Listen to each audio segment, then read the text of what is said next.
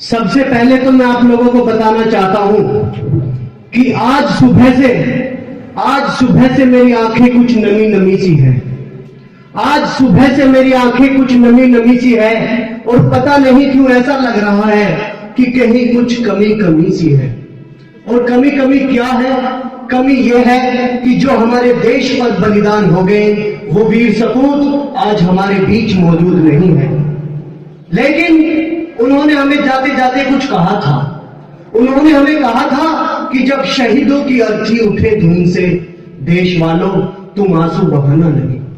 जब शहीदों की अर्थी उठे धुन से, देश वालों तुम आंसू बहाना नहीं।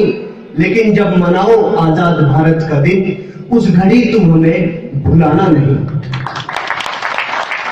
ये तो आप सभी जानते ही हैं कि आज 26 जनवरी है।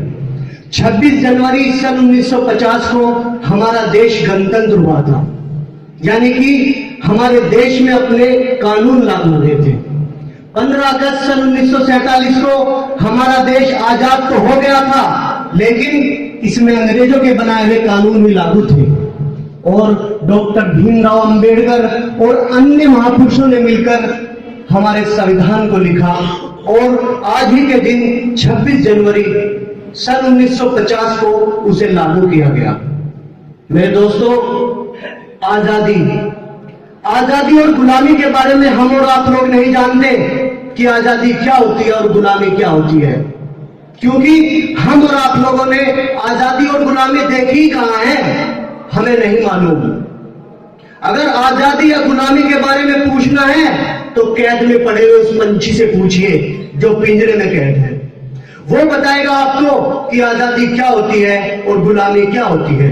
या फिर जेल में कैद उस व्यक्ति से पूछिए जो आजीवन कारावास की सजा झेल रहा है, वो बताएगा आपको कि आजादी क्या होती है, गुलामी क्या होती है।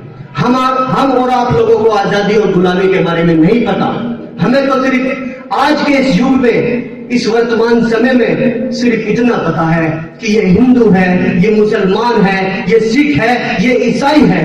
आपसी ईर्ष्या जलन में हम इस तरीके से लिप्त हो चुके हैं कि ऐसा लग रहा है कि अब इस भारत का, इस देश का क्या होगा।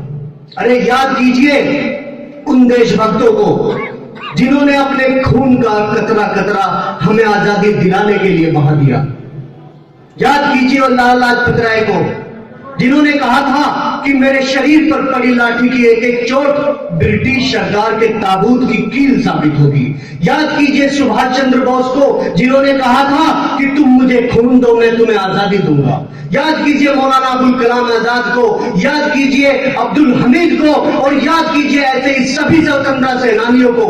मत ऐसे झंझट में पड़िए, क्योंकि ना तो हिंदू खतरे में है, ना मुसलमान खतरे में है। धर्म का चश्मा उतार कर देखो, पूरा हिंदुस्तान खतरे में है।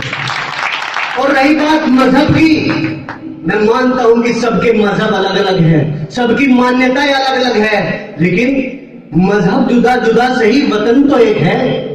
मजहब जुदा जुदा सही, वतन तो एक है फूल रंग रंग के चमन तो एक है।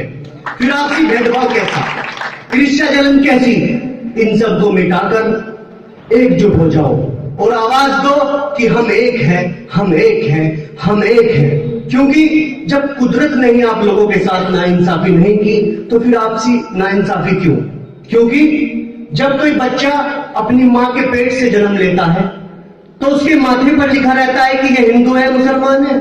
नहीं दोस्तों, क्योंकि कुदरत ने तो इंसान को इंसान बनाया, कुदरत ने तो इंसान को इंसान बनाया, फिर हम ही ने तो उसे हिंदू या मुसलमान बनाया। क्या उसके माथे पर लिखा रहता है कि तू हिंदू है, मुसलमान है? नहीं दोस्तों, एकजुट होके हमें अपने भारत देश को आगे बढ़ाना है, वो तरक्की की ओर ले जाना है। जय हिंद, जय भारत।